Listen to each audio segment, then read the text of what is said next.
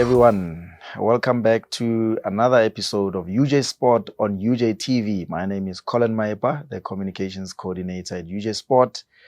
And today I'm talking to a few guys that are doing exceptionally well in the athletics club at the university, Sabelo Dhlamini and Tsebo Matsoso.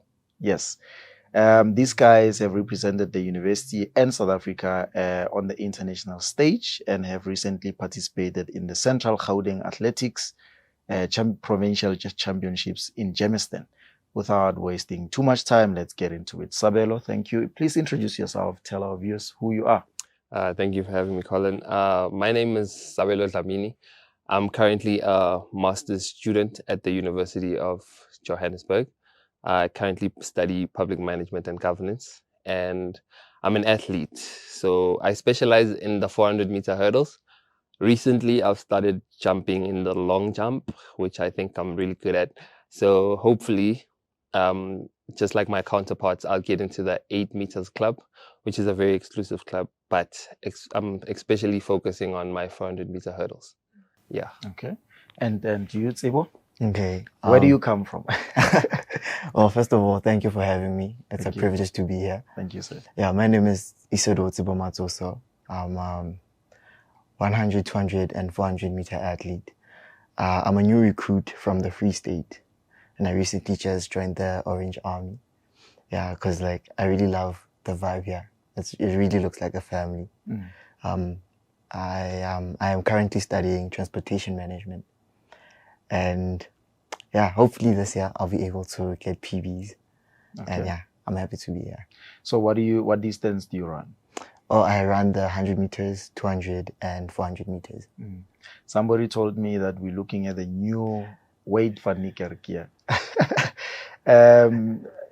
When did you start running, and when did you take athletics seriously? Seriously, okay. I actually started running at a very young age, but it wasn't serious. It really wasn't serious. It was more like a hobby. It was fun as a kid in primary school. It was more like for playing purposes. So I actually took it seriously in high school when I was in grade 10. I went to SE schools, and yeah, that was a very, very nice experience for me. And then from there, I started being like, okay, we're jumping into this because I love the feeling that it gives to me. Yes, sir. And of course, you're surrounded by very talented individuals in the UJ Athletics Club. So far, how has been the environment for you? It's first of all, they're very welcoming. And it's actually very nice being surrounded by such people. They bring so much to the table. They're very talented, and they push you in training. They're really supportive. Even when you feel like the session is getting the better of you, they really will push you to get up and finish the session. So I'm very happy to be here because it's actually very nice to be surrounded by such gifted people. It actually pushes you to the next level as well. Yes. You guys follow a very rigorous training program. I've seen your pictures on social media and some of your reels there. It's hectic. Can you tell us about your training schedule? How many times in a week do you train, and what are the things that you do to stay on par of your game? So our training schedule is very intense. Our program, if you stick to the program, is a 6-day program. So basically our only rest days are on Sunday, which is the Sabbath. So on a typical week, Monday, we start off at the track, have a session there, which usually lasts like 3 hours, 1 hour for warm up, 2 hours of running.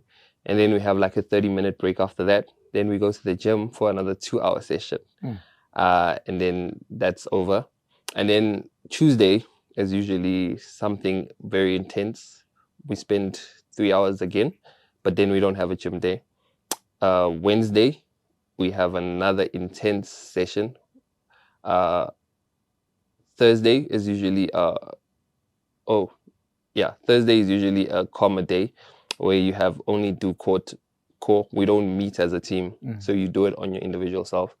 And then the next day is again running and then gym again. So it's a hard running session, and then we hit gym.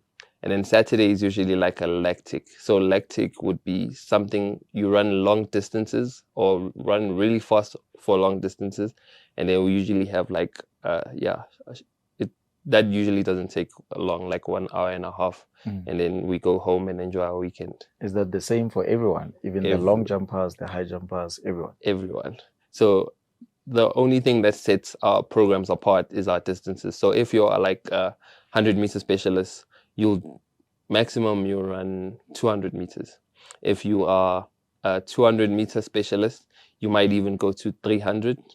If coach is feeling freaky, you might even go like 350. And then if you are a 400-meter athlete, which is the last type of sprinter, because no one up in our group does more than 400, then you can even run like 500 meters to 600 meters on a lactic day. And then speed wise, coach makes us run together because in terms of speed, we have to be uniform. So as a 400-meter athlete, you want to have that speed of a 100-meter person. So you get to run with the 100-meter guys. So even though in your brain, okay, this guy is faster than me. When you get on that line, you're like, I'm not going to let you beat me. And then we just go together. So the competitive spirit comes which is why, all the time. We have that environment of, even though we are friends, when we get on that line, we are enemies until we cross the line, then we're friends again. So between you do 400-meter hurdles and you do 200 and 100 meter sprints. Yes, sir. Are you faster than him? Who's faster than the other? I'm faster. He's definitely faster than me. But and how fast can you run 100 meter? Or have you run the 100 meter? I have run the 100. This year I ran 10:3 at CGA's provincial champs. 10 seconds. 10 seconds and 30 splits. 34 splits to be exact. Usain Bolt runs what? 9 point something seconds? 9.5, That's his best, So if you do 10.3 3 at the moment. So you're not that far. How old are you? I'm 23. I'm 23. And you still have a... Yeah, in track and field terms, it's not as close, but like I feel like as time goes by, I will come close to the low 10s and hopefully under 10. There are these guys that represent South Africa. You know the names. Yes, I mentioned when they go to Europe, in the Commonwealth Games, in the Olympics, in the big IAAF events. They always finish in fourth, fifth. What's so difficult about competing there and where you are? Do you think you can get to that level? How soon do you think you can get there? In all honesty, as an athlete, you have to back yourself up every single time. So I think I can get there pretty quick if I just stick to the game plan and stay healthy. So as being a South African, it comes with its own challenges because the South African season is a bit earlier and then the European season is a bit late. When we have winter this side, they have summer. So we tend to have, at a disadvantage a little bit. So for me, I've always been wondering, right? If you run a 10.3 seconds, your personal best, let's say that is 10.3 seconds, to improve into the 9s, just under 10 seconds, what do you have to do? You know that if I do this speed, the highest speed I can do is running 100 meters in 10.3 seconds. What do you need to do to improve to maybe say reach a 9.8 or 9.6, for instance? Okay. As an athlete, it's very important to know your body. So with me, my body is not really used to doing speed a lot. But ever since I came this side, we've been doing speed. So my body is gradually getting used to that. And I'm seeing changes here and there, and it's good signs. I'm getting faster. So, and the training regimen is actually very different. There's also gym included. As you can see by my physique, I'm not really a power athlete. So the element of gym is actually making me stronger, and so I can apply more force into the ground when I run. So I can see these small increments that are getting me closer to the goal. So I really believe if I can keep that up, I will get closer to those times that I want to reach. And you've got various coaches in UJ Athletics. Roger Haitengi is the athletics coach and manager. And you've got Leslo. And then you've got other guys as well. So which coach do you train with, and which coach do you train with, and what is the routine like? We currently have the same coach. We're in the same training group. Our coach is Rinelwe Apani. So yeah, our coach is generally focuses on our track stuff and our gym stuff. But in the gym, we are also assisted by a sports scientist, Oba King. I forgot his surname, but we just refer to him as OB. Yeah, OB. Yeah, Yeah. OB is a sports scientist, not just for athletics, but as well as rugby and football. Yes. So he helps us with. So I feel like coach focuses on mostly our big muscles. You know, your quads, your hamstrings, and then OB tends to focus on the parts that get injured and get neglected, as most professional athletes, like your abductors, like your core, the little muscles that you don't really think help you until they get injured. Yeah, so I feel like because we have that type of system, it actually helps. Because even Raja, who you mentioned, also is at most of our sessions. So he also gives us advice like, I saw you holding back there, you must push there, this is what can make you better. But also, to get back to the question that you asked about why do athletes perform better, and then when they get to world championships, the performance, I feel like when you're in training, you tend to relax because you're around people you are comfortable with. You don't have that much pressure. I mean, it's not like a million eyes are looking at you while you're running. So you get to run through your phases and do the things that your coach tells you. Whereas when you get to the competition, I feel like maybe the flashing lights, everything that you've learned, you like, it's gone. The moment it's just you and the track. The moment you're standing there, you hear people scream your name and you're like, flip, I can't disappoint these people and stuff like that. For example, I feel like even though Tsebo's PV is like on, well, I don't know if it's his PV, but at CJ Champ when he earned the medal, he ran 10.3. In training, I can guarantee you this guy moves like a person who runs a 9. Yeah. So I feel like when you're in training and you don't have that much pressure, so you can, you perform so much better. But the moment you're nervous, you tend to tense up quicker. You tend to fumble on the things you tell yourself, nah, this is routine, I can do this. Yeah. But the moment the pressure is on and everyone is looking, and you know at home they're watching the screen, screaming your name, the goosebumps just get the better of you. So which is why experienced athletes tend to perform better at major championships than the newcomers do. Yeah. I'm going to come back to the injuries part. Okay. You mentioned the sports, working with the sports scientist there. But let's talk about your participation in the CAA African Athletics Senior Championships in Mauritius that were held last year. You went there, but you did not compete when you got there. What happened? So leading up to CAAs, I was actually in peak condition, I think the form of my life at the time. So what happened was, I think on the first Grand Prix, which was hosted in Bloemfontein, my coach, we had a plan and then we wanted to run the 400. On that day, I actually did great. I ran a 47.1, if I'm not mistaken. And I got a silver. I got second place in my specific race. In hurdles? No. That was the 400 flat. meter flat. Yeah. Okay. So coach always says the big meets are just a test or training. So we shouldn't put that much pressure on it. But in that race, I remember I got second place. But when I finished the line, I kind of felt my abductor, which was one of the injuries that held me back. But I could still train with my abductor and it was getting better as time progressed. However, on the third Grand Prix, I twisted my ankle while warming up. And, you know, when you're an athlete, you're hungry. You always want to get there. You don't want to be that person because people don't see what happens behind the scenes. They only see what you do when you're performing. So when I got to Porch and I warmed up, I think that was the first time I was going to run the hurdles with the big guys in the country. So in my head, when I twisted my ankle, I was like, I didn't travel all the way from Johannesburg to Potchefstroom just to watch. So in my negligence, I ran with my ankle. I got third place, which was a 50.6, which wasn't like 0.8 compared to my personal best at the time. And I was like, okay, it was a good race. However, on the ride back, my foot just got swollen and got bad. And then I think that took me out for like 2.5 weeks. And that kind of had a bumper in my season. So I think to get back to my 50 form, it took me like 1.5 months.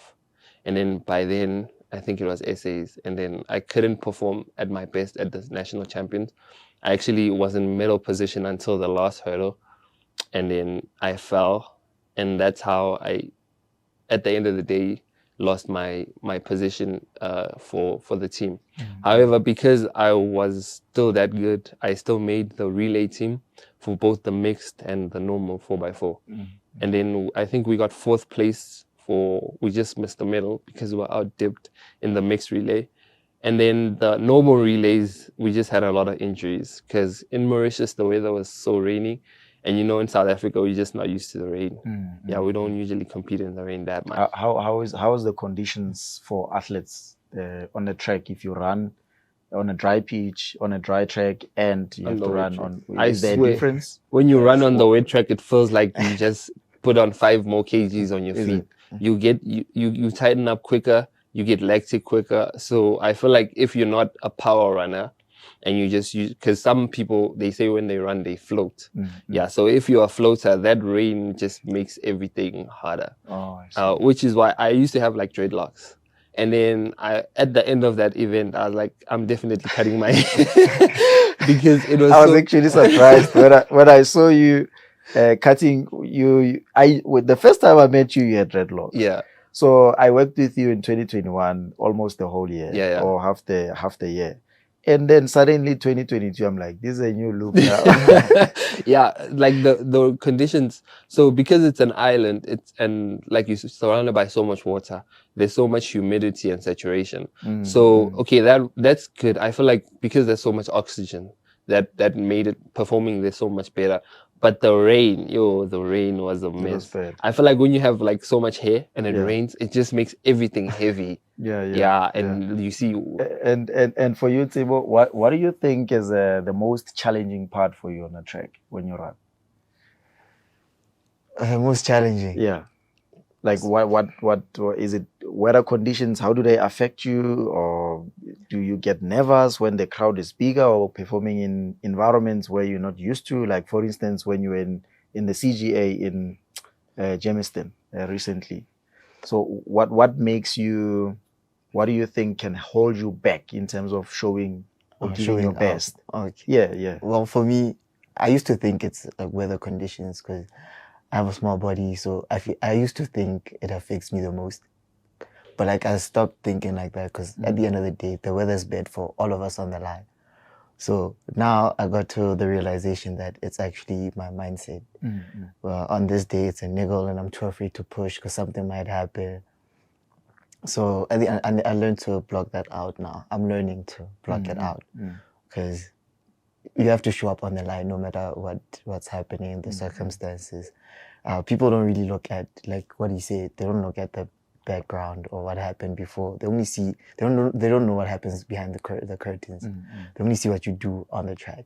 So for a guy that runs 100 meters and 200 meters, you've got people that, I'm thinking Usain Bolt. I'm thinking, who's the American guy? The one who was always like this. Tyson Gale. Tyson. And then there's a youngster now from America that also is stepping into that role. Yes. And then there's the Jamaicans as well. And then you've got the guys in South Africa that are doing well, who have been competing against these guys as well. Usain Bolt and new American guys. Do you see yourself making it to that level of performance in your running? Are you confident that you can reach that level of performance? Yes. And what do you think how long do you think it will take you to get there? And what do you have to do to get there? I just have to keep working. I don't think it will take me very long. Like I said, I'm new to this side. It's a new training regimen for me, but it's working. It's a very good training regimen. Yeah, so I really feel like sooner or later, I will reach that level, and I feel like it's gonna come very soon. Either this year, if it fails this year, then for sure, definitely next year. Yeah. So I want to take you back to your training schedule. You've got 6 days of training, and you obviously still have to do your academic work. How do you balance such a busy schedule in terms of your sporting activities as well as your student duties that you still have to fulfill by doing research or studying or stuff like that? How do you do it? So in the beginning, it becomes hard because as a student, as a student athlete, I remember this LJ Van Zyl once said, you must realize that it's called student athlete. So you're always a student before you're an athlete. However, when you get in the environment, it's kind of hard to remember you're a student because the moment you get to, okay, especially in masters, like now, when you get to training, you have your coach who tells you what you're going to do. You have your training partners who help you and be like, okay, like with us, our coach tells us what times we're supposed to run. Like, okay, this training session, this is the time I want you to run. It's either you run this time or faster. And that's what I call a good session. And that's what you do. Whereas in terms of being a master student, the moment you get home, your body is telling you, I'm tired, I want to rest. And then you look at your planner, and your planner says you have to cover chapter 2, this many pages.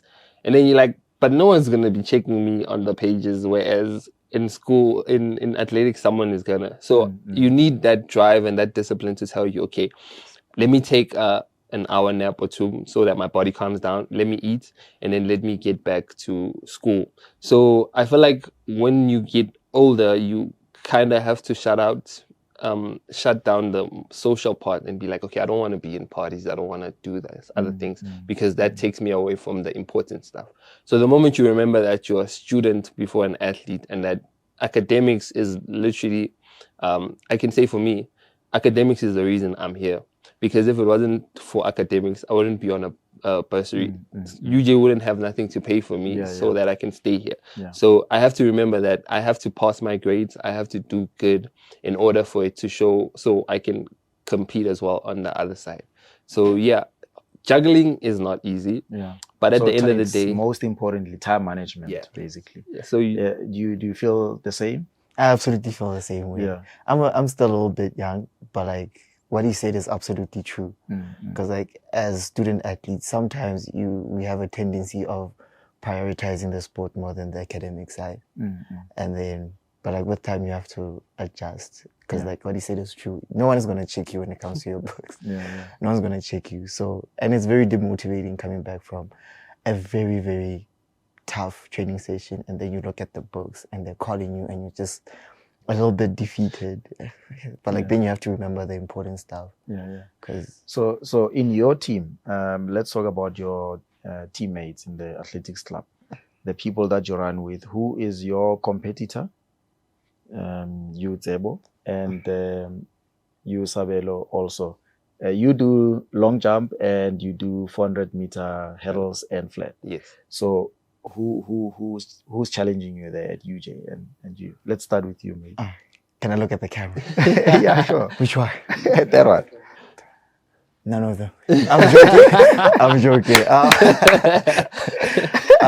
Self confidence, man. Yeah, I'm very confident. Sky high. Yeah, but like I have good training partners. Like there's Ritsilistwe, and then there's Duke and Chairs as well. They're very quick when it comes to speed, yeah, they on my neck. But when it comes to longer stuff, I feel like that's where I typically shine the most. Yeah.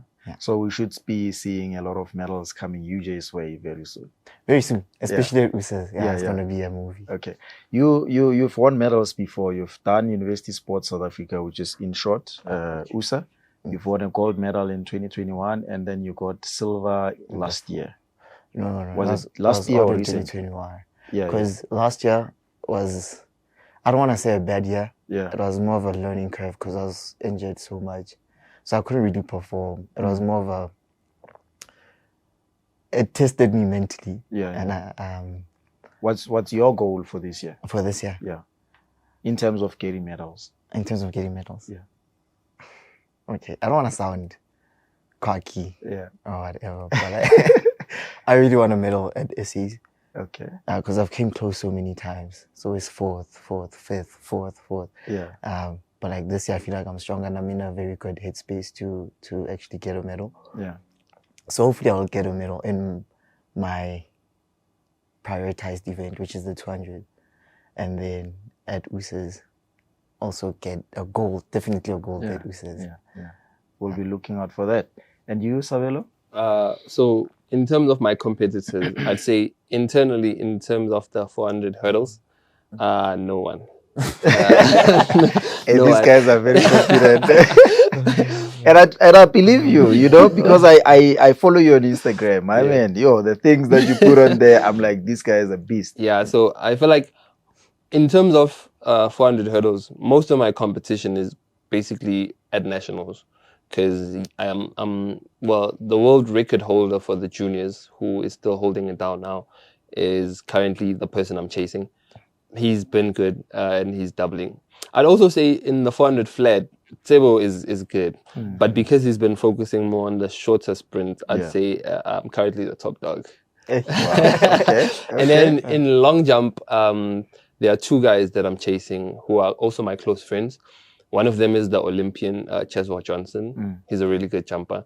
The other one is that's a UJ club member, by the way. Yes. Yeah. And then the other one is also a UJ club member. His name is Karabo Sateche. He currently is 12th all time in South Africa. So one of my goals, since me and Karabo are so close, is I want if he's 12th, I'm taking 10th or I'm going 5th. Yeah. Of all time in South Africa. So that's what I'm chasing currently in the long jump. Yeah. And your goal, let's talk about your goal, because you've just won 2 medals in the Central Gauteng Athletics in Germiston 2 weeks ago. Yes. You got gold in the hurdles, and then you got silver in long jump. Yes. And you jumped how many meters? I jumped 7.6 meters, which is about 0.4 meters shy from 8 meters. Yeah. But That's the hardest. Yeah, jumping for 8 many people. Jumping. The moment you can jump 8 meters, you know for sure that you can make a world team. You can go to the world champs. You can go to the Olympics. And if you can replicate it there, then you might even be close to the medals. I'm not going to say get a medal, but close to the medals. There's a lady from Germany called Malaika Mihambo. Do you know her? Yeah, Mihambo. That's my favorite. Yeah, Mihambo's good. I like it. Yo. Yeah, that one. She's very good. Yes. So let's talk about your injuries, right? There was a time during the pandemic, the COVID-19 pandemic, when you were off for a long time, a long season. I think a whole year that you were out. How did that affect you mentally, being out on injuries? And I think it was the time when the Tokyo Olympics were taking place as well, and there were other world championships that took place in America, Oregon, I think. Yes. How did that affect you in terms of being off athletics, and you were not studying at the time, but you were working with the guys? How was it for you? That was a really tough time, because I had to go back to the drawing board and actually ask myself, should I actually stay in athletics, or should I pursue, at the time I already had a qualification, I already had my degree. So if I wanted to, I could just leave athletics and settle for a job. But because I have this close relationship with the manager, Roger Haitengi, he was able to talk me into it and be like, dude, this is your progress. This is what you've done. And I've had this injury that you have myself. And I can tell you for sure that type of injury won't curtail your season or your career as much as you think. Because thing is, sometimes when we get hurt, and especially as athletes, because it's such an individualistic sport, when you get hurt, you kind of feel like it's the end of the world, like no one's with you or no one is sharing your pain, as they would miss you. Like if you're in a team sport and you get injured, and be like, okay, yeah, we must support our teammate. Yeah. So because I had a manager who kept me proactive, which is actually what helped me re-engage with the squad like you said, me and you worked together in 2021. I was also part of the social media team. That was also because I didn't want to lose my love. So even though I was not registered as a student and I was injured, I could still help other people, like have an input in the sport, So because I'm also a photographer at times, I was able to retain my love for the sport. And then, UJ Sport actually helped me with the physio sessions, and then I got over my injuries. And when I got better, they actually helped me. They gave me the spotlight when I ran my PB. So that's part of the reason why I never stopped. Yeah. Yeah. So you just joined UJ recently, Tsebo. Yes, sir. What is the support like at UJ? They just recently resurfaced the athletics track at UJ Stadium in Westdean. I think that project was a bit costly, about between 6 and 7 million, somewhere there. Have you been there? Yes, I have been there. And trained there recently. what is the support like in terms of facilities and other stuff? Oh, facility-wise, it's really out there. I'm happy I came this side because that was one of the reasons why I came this side. And also in the gym, like you mentioned earlier, OB's there, and it's actually quite a good asset to the team. It really helps you guys out. Even when we're having our sessions, he will help you out here and there. When you have a niggle, strap you, give you tips here and there. The track, I really liked the old track because of the color. The blue. Yeah, and because I want my USAs there. So that's why I really like the blue one. one. I see. Yeah, but like the new one, I'm getting a new fondness for it because it feels nice when you run it. Yeah. And the new track smell is amazing. Every time I show up there, it's like, and it looks beautiful. It looks beautiful. So. Well, what we can say is welcome to UJ. Welcome to the Orange Army. Thank you so much. All right. Gentlemen, thank you very much for your time. I look forward to seeing you on the track, getting those medals, and seeing you in the upcoming. I saw a very busy schedule for the athletics club. You're going to be going to Chengdu in China. Yeah, Chengdu is where they're going to host the World Student Games. Yeah.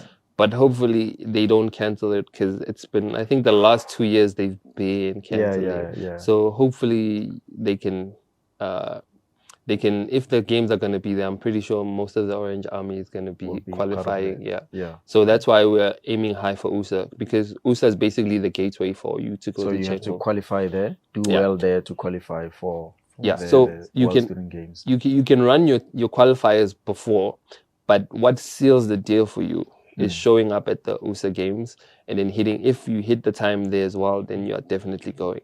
So, which is why the team is preparing so hard for Bloem, which is where they're going to be hosting the University Games. Yeah. And then, we're just going to go there and then paint the city orange. Yeah, definitely. So if you've been watching, thank you very much. These two gentlemen are the student athletes at the University of Johannesburg's Athletics Club. Sabelo Dhlamini, also a master student at UJ, who runs the 400-meter hurdles and also does long jump. And then Tsebo Matsoso is a 100-meter and 200-meter specialist. They're also working with a renowned athlete from the Namibian squad, Roger Haitengi, who's mentoring them. We'll see you in the next one. Hopefully we get more beautiful content from athletics for you. Thank you for watching. Please don't forget to subscribe and like the content. Thank you. Thank you. Peace. The University of Johannesburg, the future reimagined.